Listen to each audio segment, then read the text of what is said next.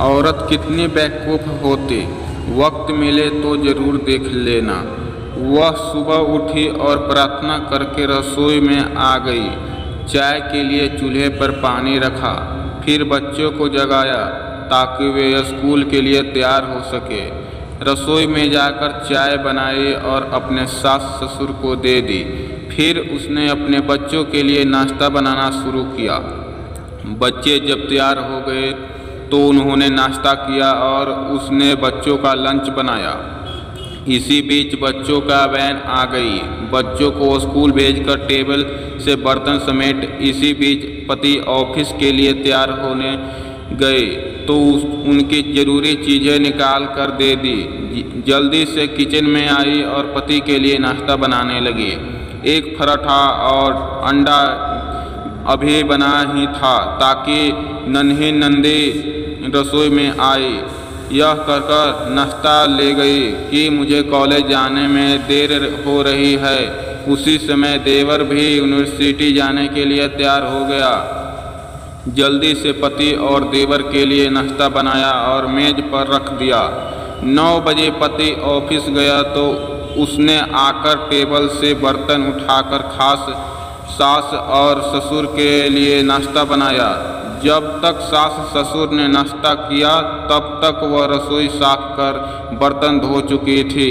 सास ससुर के नाश्ते के बर्तन समेट ही रही थी, तभी सफाई वाली मासी आ गई तो उसके साथ मिलकर घर की साफ सफाई की। मासी को विदा किया तो 11 बज चुके थे। तभी घंटी बजी और उसकी विवाहित ननद अपने दोनों छोटे बच्चों के साथ आ गई। मेहमानों के लिए जल्दी जल्दी चाय और उसके साथ कुछ नाश्ता बनाया। उस समय 12 बज गए थे। वह जल्दी से रसोई में खाने बनाने गई तो सास की आवाज़ आई, अपनी ननद के लिए कुछ अच्छा बनाना। उसने ननद के लिए स्वादिष्ट खाना बनाया और जल्दी जल्दी रोटी बनाने लगी क्योंकि 1 बजे थे और उसके बच्चे आने वाले थे। तभी वैन जब स्कूल से आए तो उन्होंने मुंह हाथ धोए, कपड़े बदले और उसने उन्हें खाने खिलाया। तभी कॉलेज से छोटी ननद भी आ गई और देवर भी वापस आ गया। उसने सबके लिए जल्दी जल्दी रोटी बनाई और सबको परोस कर खिलाया। जब सब खाकर उठे तो 3 बज चुके थे और उसे अचानक भूख लगी।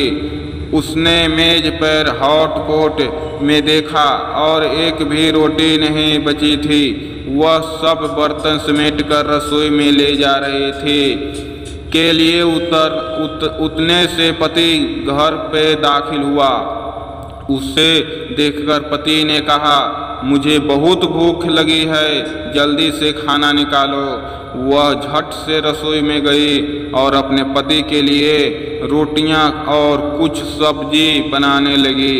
जब उसने अपने पति के लिए खाना बनाया तब 4 बज चुके थे। उसके पति ने उसे कहा, आओ तुम भी खा लो। उसने आश्चर्य से पति की ओर देखा क्योंकि उसने सुबह से कुछ नहीं खाया था।